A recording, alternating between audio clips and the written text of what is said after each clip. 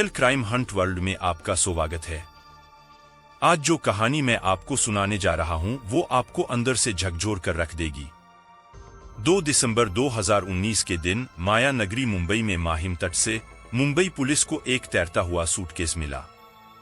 Police को लगा ये घूमने आए किसी इंसान का सूटकेस हो सकता है जो कहीं खो गया हो। फिर पुलिस ऑफिसर ने उस सूटकेस को पानी से बाहर निकाला और उसे जब खोला तो वो हैरान हो गया। उस सूटकेस को किसी ने जानबूझ के फेंका था। दरअसल उस सूटकेस के अंदर किसी आदमी का कटा हुआ एक हाथ, एक पैर और शरीर के कुछ और टुकड़े थे।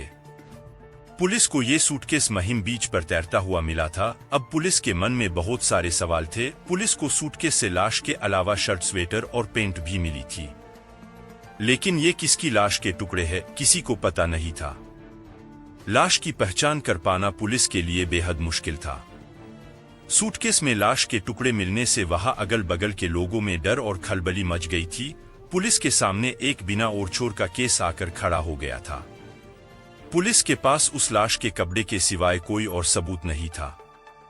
अब पुलिस को बिना सिर वाली लाश की पहचान करनी थी, जो बड़ा ही मुश्किल लग रहा था। फिर मामले की गंभीरता को देखते हुए जांच मुंबई क्राइम ब्रांच को सौंपी गई। उसके बाद क्राइम ब्रांच की एक टीम ने शर्ट पर एल्मो मेंस वियर का टैग लगा देखा। फिर पुलिस एल्मो मेंस वियर के टैग को देखकर कुर्ला पश्चिम में स्थित बेलगामी रोड पर उस दुकान पर पहुंची और पूछताछ शुरू किया और उस शर्ट का बिल निकला तो पता चला कि बिल किसी बेनेट रिबेलो के नाम पर था। अब इसी नाम के आदमी को खोजना पुलिस का मकसद था। मुंबई क्राइम ब्रांच ने फेसबुक पर बेनेट रिबेलो को सर्च किया और कई प्रोफाइल्स में तस्वीरें खंगाली, जिसमें से एक व्यक्ति वही वाली लाल स्वेटर पहने हुए था जो उस सूटकेस में मिली थी। इस तस्वीर से कंफर्म हो गया कि ये वही बेनेट रिबेलो है। फेसबुक आईडी से पता चला कि वो म्यूजिशियन था और गिटार बजाता था। उसने अपने फेसबुक अकाउंट पर अपना विजिटिंग कार्ड भी अपलोड किया था। अब क्राइम ब्रांच को ये विश्वास हो गया था कि वो इस घटना के सच के बहुत करीब आ गई है। क्राइम ब्रांच की एक टीम कार्ड पर लिखे पते पर पहुंची तो देखा कि घर पर ताला लगा हुआ है। फिर उनके पड़ोसियों से पूछताछ करने पर उसकी गोद ली हुई बेटी आराध्या पाटिल उर्फ रिया बेनेट रिबेलो के बारे में पता चला। पड़ोसियों ने बताया कि यहाँ वे अपनी गोद ली हुई 19 वर्षीय बेटी के साथ रहते थे। फिर पुलिस ने पड़ोसियों से उनके बेटी रिया रिबेलो का नंबर लिया और उससे पूछताछ करने लगी। पूछताछ के दौरान रिया ने पुलिस के सामने अपना जुर्म कबूल कर लिया। रिया ने पुलिस के समक्ष अपना जुर्म स्वीकार करते हुए कहा कि उसे अपने किए पर कोई अफसोस नहीं है। रिया ने हत्या की जो वजह बताई उसे जानकर पुलिस भी दंग रह गई। रिया ने बताया कि बेनेट उसका यौन शोषण करता था और बॉयफ्रेंड के साथ उसके रिश्ते का विरोध करता था, जिससे वह तंग आ चुकी थी। रोज रोज के झगड़े से परेशान होकर रिया अपने प्रेमी के साथ मिलकर उसकी हत्या कर दी। रिया ने बताया बेनेट अपने घर पर अकेला रहता था। उसने 2 शादियां भी की थीं, लेकिन उसकी दोनों पत्नियां उसके इसी घटिया हरकतों की वजह से छोड़ दिया था। रिया ने बताया 26 नवंबर के दिन बेनेट और रिया की काफी झगड़ा हुआ था। बेनेट उससे बार बार शारीरिक संबंध बनाने के लिए जबरदस्ती कर रहा था और उसे मार रहा था। रिया से ये अब बर्दाश्त नहीं हुआ। फिर रिया अपने बॉयफ्रेंड को अपने घर बुलाई जो 16 साल का था। उसके बाद दोनों बेनेट के ऊपर चाकू और डंडे से हमला करने लगे। उसके मुंह पर मच्छर मारने वाला स्प्रे किया और चाकू से वार करके मार डाला। जब बेनेट मर गया तो रिया और उसके बॉयफ्रेंड ने शव को ठिकाने लगाने का एक प्लान बनाया। उन्होंने 3 दिनों तक शव को घर में रखा। इस दौरान बेनेट की बेटी और उसका बॉयफ्रेंड फ्लैट पर ही मौजूद थे। उन्होंने तेज धार वाले 4 चाकुओं से लाश को छोटे छोटे टुकड़ों में काटा।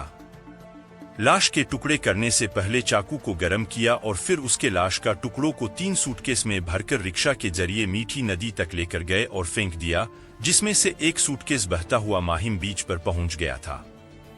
इस पूरे कांड में रिया के बॉयफ्रेंड का एक दोस्त भी शामिल था। बाद में पुलिस ने इस मामले में तीसरे आरोपी को गिरफ्तार किया। पुलिस की गिरफ्त में आए इस तीसरे आरोपी का नाम अली उमर मियां चाउस था। अली 19 साल का था और आराध्य उर्फ रिया के प्रेमी का दोस्त भी। वारदात के अगले दिन यानी 27 नवंबर को रिया और उसका प्रेमी घाटकोपर में अली से मिले। दोनों ने अली को बेनेट की हत्या कर दिए जाने की बात कही। फिर उससे लाश के टुकड़े करने के लिए चॉपर का इंतजाम करने को कहा। 2 दिन बाद यानी 30 नवंबर को अली वाकोला आया, जहां उन तीनों ने मिलकर रात भर बेनेट की लाश को टुकड़े टुकड़े में काटा और फिर उन टुकड़ों को अलग अलग बैग में भरने का काम किया। अली ने पुलिस को बताया कि उसने बेनेट के काटे हुए धड़ को बैग में भरने के बाद उसको टेप से लपेट दिया था। साथ ही उसने लाश को ठिकाने लगाने के लिए जरूरी सामान की खरीदारी में उन दोनों की मदद भी की। दोनों के साथ उसने बेनेट के घर के पास मौजूद एक दुकान से सूटकेस व अन्य सामान खरीदे। इसी सूटकेस में लाश के टुकड़ों को भरकर वे तीनों मीठी नदी में फेंक आए थे।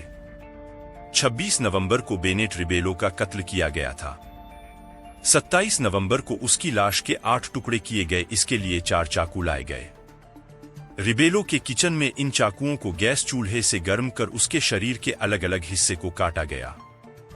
कुछ हिस्सों को एक सूटकेस में रखा गया। बाद में मुंबई के अलग अलग जगहों पर उसकी बॉडी को फेंका गया ताकि कोई पहचान न पाए। सूटकेस में रखे शव के कुछ टुकड़े पुलिस को जांच के दौरान मिले थे।